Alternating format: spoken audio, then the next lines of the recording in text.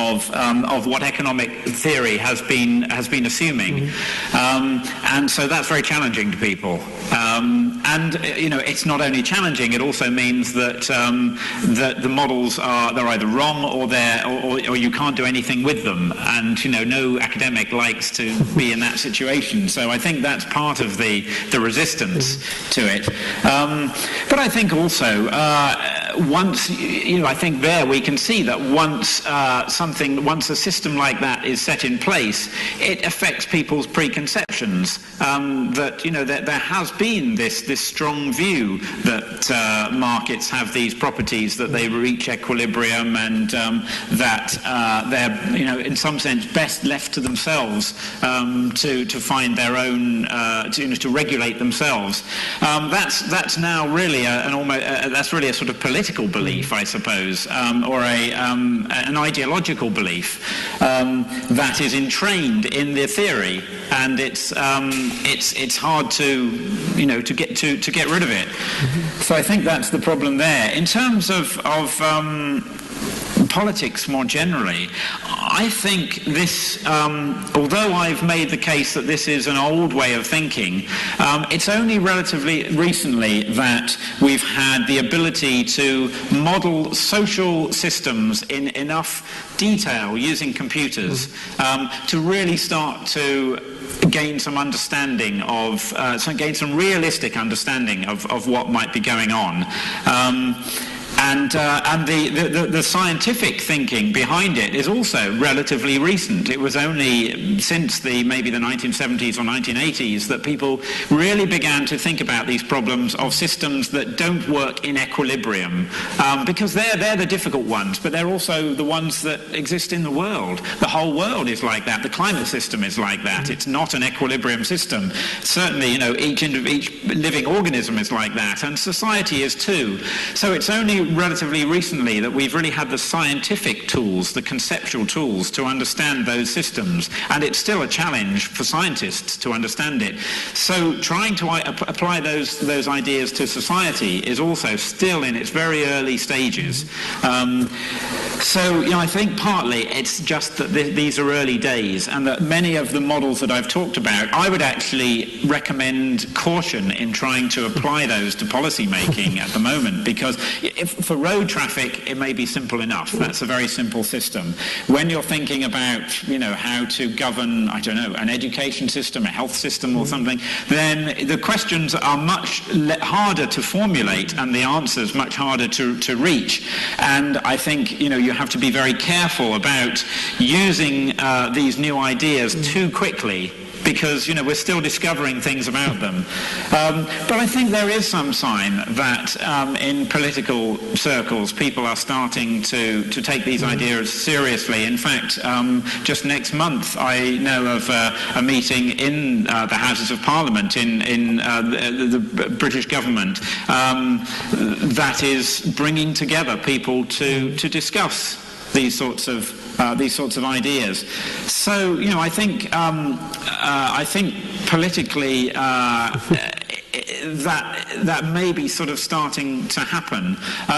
What's interesting and what appeals to me about them is that they challenge whatever political persuasion you happen to have.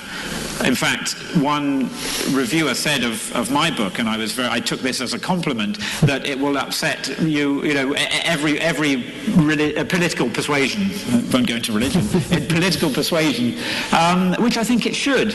I think that, for example, the work on cooperation and conflict, for me as a liberal, there are some very challenging suggestions that come from that work about the role of enforcement, the role of policing, if you like, in order to maintain stability and cooperation.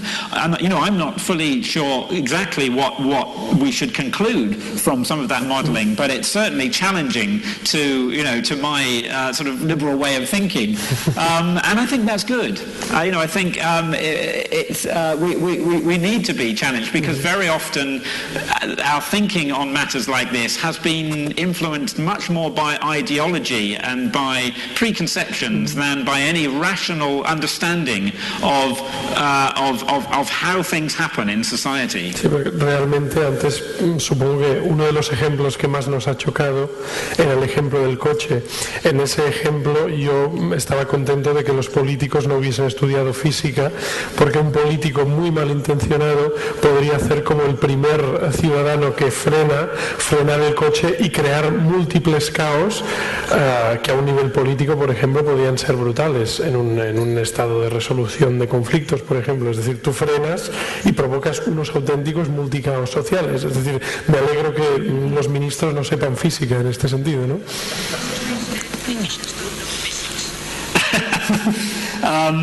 It's probably going to be too much to hope that politicians will know much physics, but they needn't. I mean, they don't necessarily know much economics either, and that's not a problem if they're getting good advice.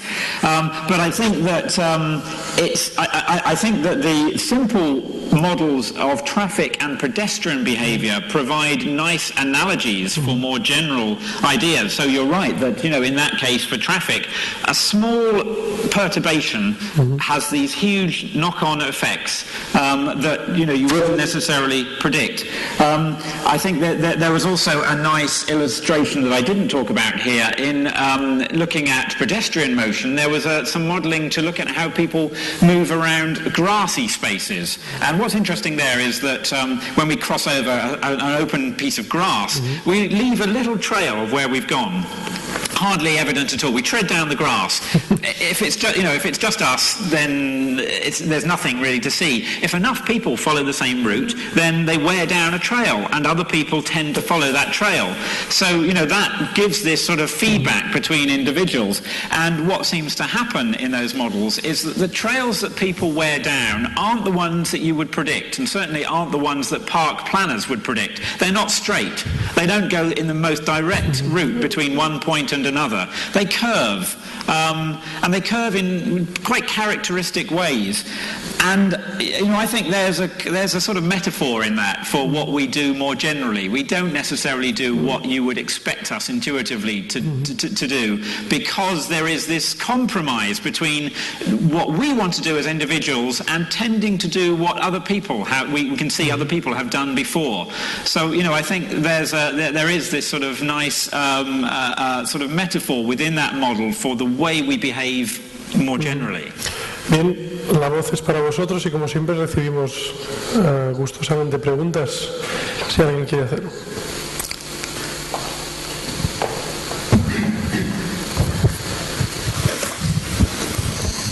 Hola, buenos días.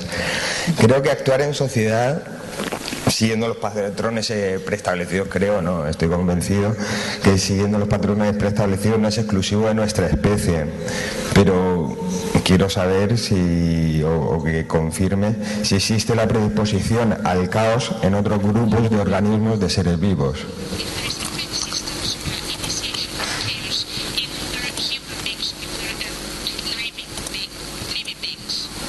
Right, that's a very nice question, and what I want to see if I can show you here is some beginnings of an answer to that, because the general answer is you're absolutely right, and in fact in the animal kingdom we see certain kinds of behavior that are very sort of reminiscent of human behavior, and sometimes more complex and more interesting. And one of those is the flocking and swarming behavior of birds.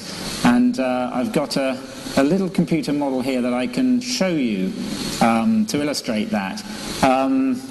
Because what's become clear in that case, it was for a long time a mystery to biologists how this flocking and swarming behaviour happens, because it's so coordinated. You know, if you've ever seen flocks of birds doing this, it's incredible, or fish. You know, they all seem to switch at the same time. It's as though there's some global mind that is behind it. But, you know, how is that possible? Is it telepathy? Is there some leader they're all following? Well, it turns out that it's neither of those.